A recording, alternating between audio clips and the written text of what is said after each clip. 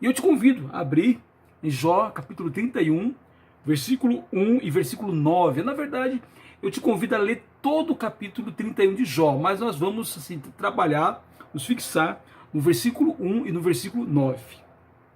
Vamos lá, versículo 1. Fiz uma aliança com meus olhos de não olhar para uma virgem. E no versículo 9, se o meu coração se deixou seduzir por uma mulher, se fiquei rondando a porta do meu próximo, então que a minha mulher moa os cereais para outro homem e que outros se deitem com ela. Palavras duras, palavras firmes de Jó.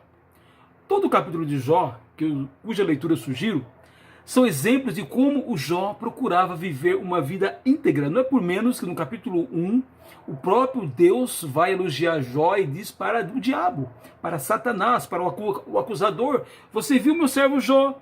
Não existe ninguém no mundo tão fiel a mim, tão íntegro como ele.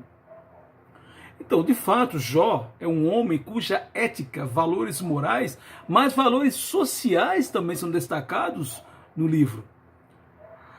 Hoje em dia, os conservadores, assim, pessoas que se consideram conservadores, dão muito valor aos valores morais, que de fato são importantes. Mas muitas vezes minimizam a importância dos valores éticos e valores sociais, que também são tão importantes quanto os valores morais. Mas uma leitura atenta do capítulo de hoje, se você ler, você vai ver que o Jó, de fato, ele tinha valores morais, ele tinha uma moralidade de um homem íntegro, mas Jó, ele também se preocupava com o próximo. Jó, ele não explorava o fraco. Ele não age somente de maneira correta em termos morais, mas a sua ética é notável, com a sua preocupação com o pobre, com a sua preocupação com o necessitado, na Bíblia muitas vezes resumido no órfão e na viúva. Conforme Tiago, capítulo 1, versículo 27 diz: a religião pura e sem mácula para com nosso Deus e Pai é esta: visitar os órfãos e as viúvas nas suas aflições e guardar-se incontaminado do mundo. Porém, nos textos principais que nós lemos, eu quero destacar que o Jó era de fato um homem que levava a sua vida moral, ele não era moralista. Moralista é aquele que fala tanto da moral, mas ele mesmo muitas vezes não vive aquilo.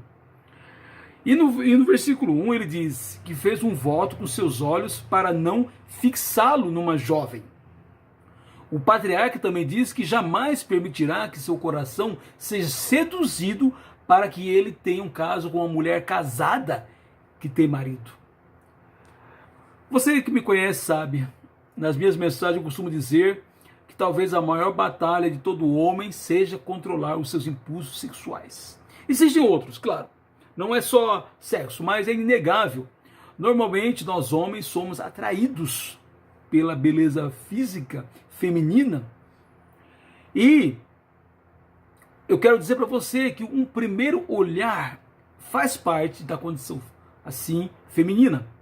Porém, como Jó, ao contrário de Davi, tudo deve resumir-se exatamente nesse primeiro olhar rápido. Você lembra o rei Davi? Ele caiu exatamente porque insistiu numa segunda, numa terceira, numa quarta olhada, num pensamento a respeito, e depois disso ele viu aquela mulher tomando banho, você lembra o que aconteceu? E foi uma desgraça na vida do Davi, ele nunca mais foi o mesmo depois de haver pecado com Batseba. Pois é, por isso que essa questão, a primeira olhada, faz parte, a segunda não, a terceira muito menos. Talvez por isso Jesus é tão categórico quando lá em Mateus capítulo 5, versículo 27 e 28 ele diz: vocês ouviram o que foi dito, não cometa adultério. Eu, porém, lhes digo, todo que olhar para uma mulher com intenção impura já cometeu adultério com ela no seu coração.